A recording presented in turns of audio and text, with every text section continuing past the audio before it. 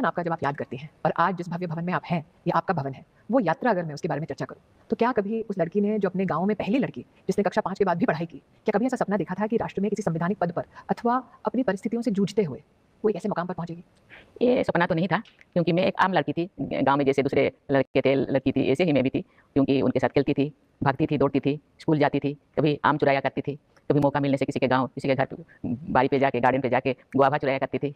क्योंकि कभी मौका मिले तो घंटों तो तालाबों में मैं तैरती थी, क्योंकि मैं भी उसी लड़का-लड़की जैसा थी जो गाँव में रहते थे। मैं कभी भी सपने भी नहीं देखी थी कि मुझे ये बनना है और मुझे राष्ट्रपति बनना है, कि मुझे कोई बड़ा ऑफिसर बनना है, क्योंकि उस टाइम बनने के लिए मेरे को सोचने के लिए कोई ऐसे मौका ही नहीं था, कोई सोचते नहीं थे। हाँ, एक पढ़ाई करने से एक नौकरी करूँगी, ये मैं सोच रही थी, लेकिन ये राष्ट्रपति सोच कैसे विकसित होती है मैम, एक ऐसे गाँव में या एक ऐसे परिवार में जो आर्थिक संघर्षों से गुजरता है? एक जनजातीय परिवार में, गरीब अंचल में एक लड़की का जन्म होना और जैसे कि आपने कहा कि आपका उस वक़्त का सपना ये कि एक दिन पढ़ लिख कर नौकरी करूँगी। उस ज़माने में तो ये सपना भी बहुत दुर्लभ होता था, बहुत कम लड़कियाँ ये सपना देखती थी। तो ये सोच आप में कैसे विकसित हुई?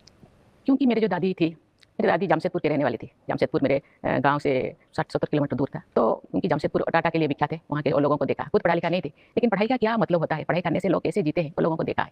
तो इसलिए मुझे कहती थी कि आपको पढ़ना है, क्योंकि अब तुम तो दुनिया में लड़की बनकर आई, तो ज़्यादा संघर्ष करना पड़ेगा, इसके लिए तैयार रहना पड़ेगा, पढ़ाई भी पढ़ना पड़ेगा, फिर पढ़ाई के साथ-साथ काम भी, घर का काम भी सीखना पड़ेगा। पता नहीं तुम्हारे भाग्यों में क्या लिखा है, लेकिन संघर्ष तो करना पड़ेगा।